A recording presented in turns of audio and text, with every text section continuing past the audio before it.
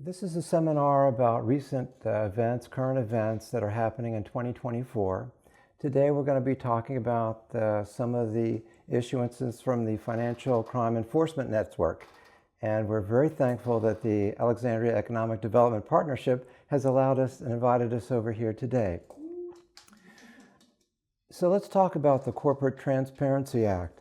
Basically, this is an act where Congress is trying to limit or capture people who are doing illegal money laundering. And so basically the premise is that any entity that has to file with the Secretary of State, like an LLC or a corporation, has to go ahead and submit their information. Now, who does that leave out? That leaves out sole proprietorships. Sole proprietorships.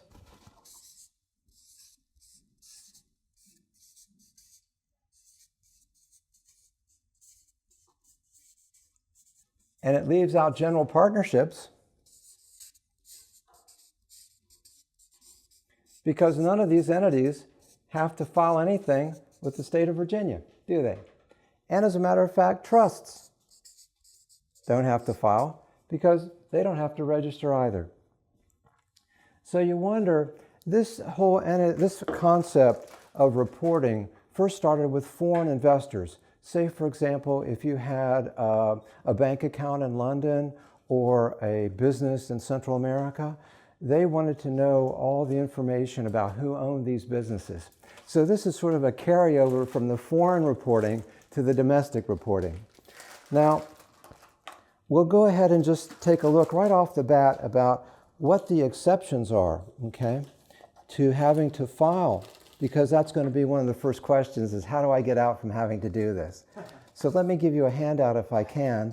And in the last page, in the back page, there will be a, and if you would hand that down to the other folks so they can look around, it'll give you an idea of the exemptions that you can get out from underneath having to file. In the last page, basically it talks about people who are already registered with the federal government. Banks, credit unions, people who are investors and with the SEC, all those people are exempted. Okay. Also, interesting enough, if you look at line 21, large operating companies. Well, what is a large operating company? It's somebody who has more than $5 million in gross revenue and 20 employees. So if you think about it, if you had a couple of Popeye franchises, you're going to have more than 20 employees easily. And most likely you're going to have more than $5 million in gross. What we want to do is take a look at what the requirements are. You say, okay, well, what has to be disclosed, right? What do I have to tell them? Well, if I own 25% of this business or I have substantial control, then I've got to be one of these people who has to be considered a beneficial owner, 25. And they're very broad in all this. If I have options or warrants to buy stock to make me in 25% control, I've got to step up even though I haven't exercised the options yet. And also, if I merely have substantial control, or, for example, if I'm in charge of a geographical location or a product line, anything that would, and I love this term, substantial influencer. Now, where did they get that word influencer from, huh? I love that. Then I have to. Now, who's exempt? Minor children. But their parents or their guardians have to report on their behalf. And if you're a lender, let's say you're Bank of America, then you don't have to do any of this type of reporting because you're just a pure creditor, okay? Now, the interesting part about this is there's a demarcation between January 1st of this year, pre and after. And one of the differences is, for example, if I were to form an LLC today, and I were or a corporation, and I were the organizer, or I was the filing person, then I too would have to put my information in for any new entity. For any past entity, I wouldn't have to do that. So if I were to file a corporation paper today in Virginia, I would have to be part of this process. Now, what information do I have to tell people about? Well, I've got to tell them my name, my birth date, address, and they want a driver's license or a passport. So let's take a look at the steps. Let me hand out to you just their website so you can take a look at what you'll be looking at when you go to sign on. Okay? Here you go. And then here, if we take a look at this first page, you'll see it's like in 4 steps. Let me hand this out to you.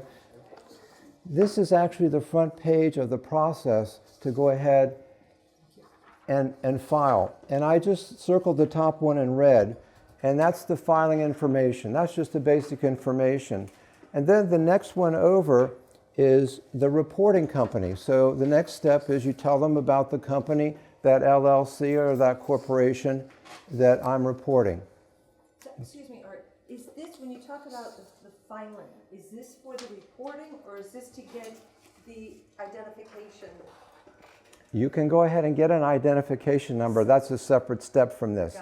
Got it. It's a matter of convenience, you see. If you have that reporting number, that ID number, then instead of having to always continually send in your passport or your driver's license, you just say, hey, look, this is Art Lander, this is my number, thank you so much. And actually, it's, so the next step is the reporting company, and then we've got the company applicant. Okay, now what is the company applicant? That's exactly what I was just saying. This is for a new entity. This is for a new entity like myself. If I were to be forming up a new entity this year, I would be the company applicant. So you say, well, how does that work? Well, I could be a company applicant but not have 25% control of the entity. Okay. Now, you'll actually look on the little page there, and it says, and here's the page where it talks about reporting entity, and I'm going to pass these out. And the very first button there says, hey, are you an existing reporting entity? This is the company application. Okay. And then we've talked about the beneficial ownership. That's part 3. And I'll hand this out now so you can take a look at it. And this is what you'll be looking at. Now, I should say that you have 2 options. You can do this straight online, or you can do a PDF, get it all ready and then upload it. So I would suggest maybe it's just quicker just to go right online. And if you look at the, let me pass this out for you. If you look at the last page, that's where they want you to go ahead and upload your driver's license or your federal ID number. And again, here's the information that you have to give them. And this tells you all the information that they're requiring. Now, honestly, folks, I'm a little skeptical about this program, because if I'm a drug dealer or I'm trying to launder money, I'm really not too concerned about this. If I'm selling drugs and trying to get the money, I'm really not too concerned about this at all. And I felt that same way about the foreign reporting also, all the paperwork we do. But at any rate, this is where we are in the process. It's a starting process. Now, time-wise, if your company existed before January 1st, you have the rest of the year to file, okay? But otherwise, if you form a business today, you're supposed to file within 90 days. And the interesting thing is, let's say the 3 of us own an LLC, and then another person joins. We're supposed to update our records within 30 days. Or if I leave, these things have to be updated. So it does put another burden on the business. Now, can you file by paper? No, you have to file electronically. And this is one of the things that's a frustration, because when we did the foreign reporting, you could attach those reports to your tax return and send it all off. But I have not seen where there's any coupling so that when I do your all's personal returns, that I can couple with this reporting, okay? Those are the main things I wanted to talk about. And then, here is about the information about what's called a large company. And you think I was thinking about Exxon or DuPont, but no, any company that has 20 employees or more than 5 million doesn't have to comply with these rules. So I thought that was very interesting. And so I think that should help you in determining whether you need to file and what information you need to do. The next, Excuse me. sure, go right ahead. 20 million or, not in. And, I believe it's and, yes. It's gross. Yep. not net. It's gross, yes, Both of those. So we need a Kentucky Fried Chicken or a Popeyes restaurant, don't we? 2 of them. Yeah. All right. I wanted to go over that, and if you have any questions later on, we can talk about that. The next thing I wanted to do is talk about taxes, our favorite topic, and what's current or what's happening in the taxes area. I'm going to hand out for you all a worksheet I did on depreciation, 179 and bonus depreciation, to kind of give you an I know it's terrible, isn't it? But I think we'll just brush on it lightly just so you can get an idea of some of the options that are available to you all. If you'll pass that down. Here's some more if you need it.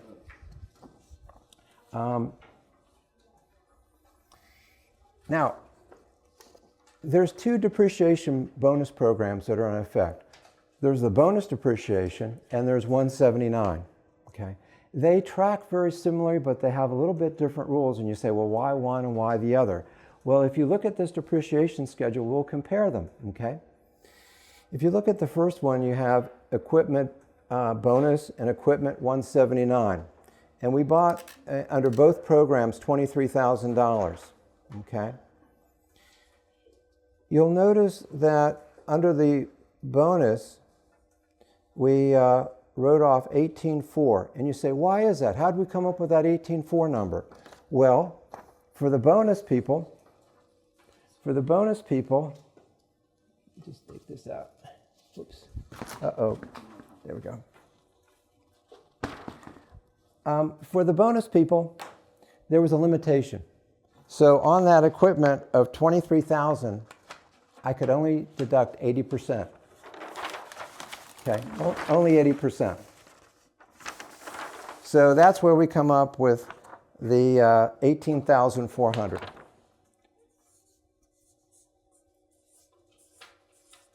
Times 80%. And that's 18,400. All right, so at that point, once I wrote off 18,400 as a bonus, my remaining depreciation is 4,600, and I write that over 7 years, $657 for the rest of the life. Now, if you look at 179, I was able to write off the whole thing, wasn't I? 23,000. So when it comes to equipment, desks, chairs, those types of equipment, any kind of equipment, then it really pays to do the 179. Why? Because in 23, the reduction was 80% in 23. In 24, it goes down to 60%. And then 40%, and then 20%. So they're reducing the bonus, the punch of this program every year. Okay, but you'll notice the 179 isn't being reduced for these later years. Okay, so you want to stay with the 179 when it comes to equipment. Now, the next question that people ask about is, what about my car? You know, what about my car? Well, there's 2 ways to look at that car. There's the car that weighs less than 6,000 pounds, and there's the car that weighs more, like the SUV. So if you take a look at the car, the 179, you'll notice both the car under the 179 and the bonus, the maximum in 2023 was 20,200. So no matter whether you took some of it as a bonus, some of it as 179, under either program, they're the same deduction. Okay, same deduction. Now, you say, well, gee, Art, these programs sound very similar, don't they? There's one slight difference, and that is 179 you can't use for fencing or doing your driveway. You can't write that off, okay? But the biggest difference is, let's say I wrote off that equipment. I'm going, hallelujah, I'm going to drive down my taxes. But I can only drive my taxable income down to 0, only down to 0. So anything extra, 179, I have to carry forward to the next year and use it next year. I can't use it. So I can't use, let's say, in my barber shop, 18,400. If for some other reason my barber shop wasn't doing well and I didn't have any taxable income that year, this amount is frozen and moves over to 2024 or or the year that I start to have a profit. Okay? So that's the one thing that the bonus depreciation method, it doesn't have that limitation. It doesn't have that limitation. So you can see where sometimes you would want to use the bonus. Now, the other point to remember, folks, is these are federal programs, aren't they? But when it comes to the state, Virginia, Maryland, almost every state, guess what? They're not into bonus. They don't do bonus. So you can have a situation, let's say we were able to use and I just went through this with a restaurant. We wrote off at the federal level about $300,000 of equipment, okay? Leasehold improvement. You know, they were building out the restaurant. We wrote off, $360,000. But the first thing I said to the owner was, when you get to the state level, you're going to have taxable income. See, you're not going to have that write-off, or you're not going to be able to use that loss to offset other income. Isn't that interesting? Yeah. So let's take a look at the final category, and that's the SUV, under the 179 program and the bonus program. Okay. Well, let's take a look at the SUV under the 179 program. The maximum that I can write off on the 179, because SUVs have their own limits, okay?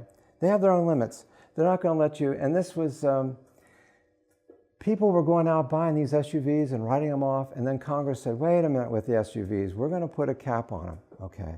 So for 2023, the cap was $28,900, okay? But I still had some money left over, some basis left over in my SUV, and I said, okay, I'm going to take the bonus depreciation on the remaining portion, okay? So you can see there on the 179, if you look over, I've got a 179 deduction of $28,900, a special depreciation, a bonus depreciation of $36,880, and then at the far column, I've got current depreciation of $1,844. Now, so you add up all those three numbers, and that's your benefit. The alternative is the SUV bonus, okay? And it's $75,000, same, but we know that under the bonus method, it's limited to 80%, isn't it? So that's how we come up with the $60,000 number. 80% of 75 is 60,000. But overall, and of course that means I have a remaining balance of 15,000, and I can depreciate that over normal depreciation. Those methods are pretty similar, aren't they? The end result, pretty similar, okay? So the maximum SUV limit for this year is $30,500. So for those of folks who are thinking, hey, I'm going to, and you know, we're going to look here in just a little bit about the cost of EV vehicles. Holy cow, the cost of new vehicles is just incredible, the cost involved. The next thing I'd like to talk about is retirement. And I'll just briefly mention about, in economic circumstances, sometimes people need to dip into their retirement, their 401k or their pension plan. And if you think about it, I'm in a certain tax bracket, federal and state, okay? But then all of a sudden, if I don't meet these exceptions, I'm going to have a 10% penalty on top of that. 10% penalty on top of that. And what I'm handing out to you is the exceptions to these penalties, so that you would only be taxed as ordinary income on the withdrawal. You can see if you're 59 and a half, if you're disabled, there's a whole list of items here that are eligible for a typical retirement plan, a 401k plan. There are, and as a matter of fact, they've added emergency expenses. So if I need to, I can withdraw up to $1,000 and not pay a penalty. I do have to pay taxes on the $1,000, but I don't have a penalty. And there's a little bit of a distinction between withdrawing from a regular 401k or defined benefit or versus a IRA account. And under the IRA, there is no exception for leaving your job, and there's no exception for withdrawal for alimony or child support.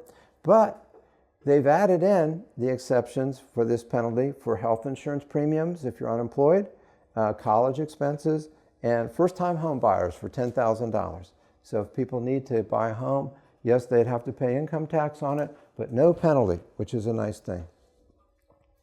The other thing that's happened this year is about you can delay taking money out of your retirement accounts. if you turn 72 before this December of last, then you have to stay on the old method. But if you turn 72 afterwards, then you get, see that? Then you get to start taking your money out when you're 73. Now, also, there's one other nice thing about it. You would really, if you could, if you're continuing to work, and these days people are continuing to work oftentimes, you can delay having to take the required minimum distributions.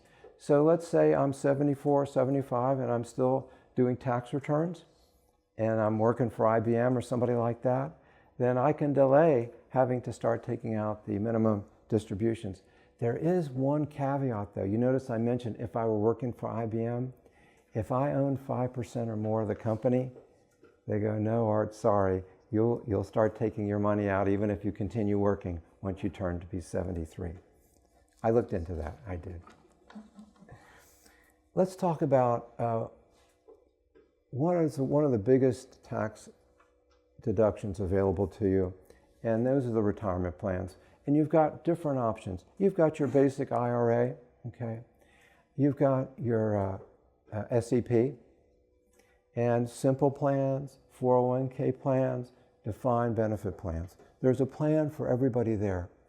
And one of the issues about a 401k plan is the administration, okay? It can be a little daunting, like if you have your plan through Paychecks or 401k, trying to communicate and get all that filed is troublesome. But there's an alternative to the 401k plan, and that's called a simple plan, S-I-M-P-L-E. Don't you love these names they come up with? They're not typically simple. But let's compare them, okay? If I have a simple plan, if I have a 401k plan, I can do a maximum of $30,500 a year, okay? If I do a simple plan, I can do a maximum of $19,500. So you may say, you know, Art, I really don't have the cash available to do $30,500. I fit into this area, $19,500. Why do they make it so simple? Because they say, look, as an employer, if you're going to put money aside for yourself, $19,500, then we want you to put money away for the rank and file, the other employees. Okay, and how does that work? Well, let's say in this room, some of the folks go, you know, I don't want to participate. I don't want to put any of my salary away into a simple plan. I'm not interested at all. I got other things to do. I want to buy a sailboat. Well, I have to put in 2% of their monies. Even though they don't participate, I have to put in 2% of their salary. So if somebody makes $50,000, I've got to put $1,000 into their plan. Well, okay, I'm putting $1,000, but it's tax deductible, isn't it? And it affords me the opportunity to put $19,500 in my own plan. What's the other alternative? This group over here said, we don't want to participate. But this group says, okay, we'll participate. We'll put some money into our plan. If I cover them for 3% versus the 2% of non-participating, if I put in 3% over here, then I qualify, okay? So that's the trade-off that I have. Now, the one thing I want to tell, and this is something that slips by, you have to have this set up. Most pension plans you can set up by December 31st, or you can even wait on your sub-plan to wait till the next following tax year. But with a simple, it's October 1st. Incredible, isn't it? So now would be the time to start thinking about setting up that plan. Speaking about that, the states are saying, you know, we don't want to leave it up to the Artlanders of the world, those grunchy old bears who don't want to help their employees retire. No. The states have now come up with plans. In Maryland, if you have 1 or 2 employees, they insist that you offer this opportunity to your employees through their program, through the state program. Yeah, just 1 or 2 employees. And in Virginia, if you have 25 employees, then you have to offer them. And here's a handout on this plan. If you'll hand that down. It's called Retire Path Virginia, okay? And it says, hey, now, this gets back to how many people really have 25 employees. That's a pretty good sized business, I think, you know. But there is the mandate coming that you have to cover these people. And finally, I want to talk a little bit about deductions. And overall, it's very important to keep good records. Of course, you'd expect an accountant to say that, wouldn't you? And why is that? Because you've got a flow of data coming through, and you really need to capture every bit of it. You've got your checking account, which, okay, we're going to reconcile that. You've got your credit cards. Maybe they'll give you a year-end summary so you can tell. And you want to, one of the biggest things is distinguishing between personal and business. If you can at all, you want to set your personal items aside so it's not intermixed with business. Then you've got your out-of-pocket costs, don't you? Okay. Then you've got mileage, like your trip here today. Then you've got office in the home. You've got equipment. Let's say I bought this computer 5 years ago. It was totally personal, and then I decide to start using it in the business. Well, then I can start writing that off at its fair market value today. Okay. And then we talked about the office in the home, but you've also got utilities, your cell phone. All these things you need to capture to make sure that you're getting your taxable income just down to the minimum. And then you have certain expenses that, if you're going to be looked at, are going to be challenged, like meals and entertainment. It's sort of like when the IRS auditor comes and sits down. They're not looking at the most difficult, most perplexing subject that they can try to attack. They're looking for the easy things. And meals and entertainment is the easiest for them to go after. And the interesting thing, there's a court case, the Dr. Souter, the IRS said, oh, okay, you went to this convention, you paid it. They argued, well, you were going to have to eat a meal anyway. Yeah, so they denied his deduction. So those are the things I wanted to go over. Also, I have another handout of some additional changes that we can go over. And if you'll hand these out for me, I'll just pass these out. These are some of the more additional changes that are coming through in 2024. And here, if you look at this, the second page in talks about tax brackets. Okay, it gives the standard deductions for 24, for standard deductions for single, married. Then on the third page, it has what the tax brackets are, to give you an idea. And for those folks, it stops here at 35%, but it continues on. If your income, married couple over $731,000, you're at 37% tax bracket, and single 609. So we can only wish to get there, huh? We talked about the retirement contributions. The IRA goes from $7,000 to $8,000 if you're over 50. One of the things I'd like to talk about is the HSA program. And that's a very nice program which allows, if you're in a high deductible health care, you can set aside, if you're single, $4,150, and if you're married, $8,300. And the HSA, you say $8,300. The HSA accounts are like mini IRA accounts, aren't they? In other words, HSA, normally if you put money in your HSA, you can pay your medical bills without any, you took a tax deduction when you put the money in, but when you take the money out for medical purposes, it's not taxable. So in that way, it's an advantage over an IRA, isn't it? If I take and put money and take a tax deduction for a contribution to an IRA, when I take it out, I've got to pay tax on it. So that HSA is a very nice program to help cover medical expenses. But once you reach a certain age, 65, you can take the money out and use it for anything. You have to pay income tax on it, just like an IRA would, but you can use it to buy a sailboat, take a trip to France, whatever you'd like to do. And also, the thing about the HSA is someone can inherit it. And your ancestors can use that money to pay for their health programs. So it's a very powerful, it's a hybrid IRA, but it really has a lot to offer, the HSA program. The other thing I wanted to mention is about the electric vehicles, huh? And here's a list of all the electrical vehicle models that are available for credits. $7,500 normally. Now there's two requirements for the EV credit. You'll see some of these cars only have half that credit. Why is that? Because in order to get the credit, the battery has to be here, but also the minerals have to be here too. Isn't that interesting? But when you look at this list, you'll see that a lot of these cars are like $80,000, you know? And that's really quite quite unaffordable for a lot of people. But that will give you an idea of what the credit is for $7,500. The last thing is about gift tax.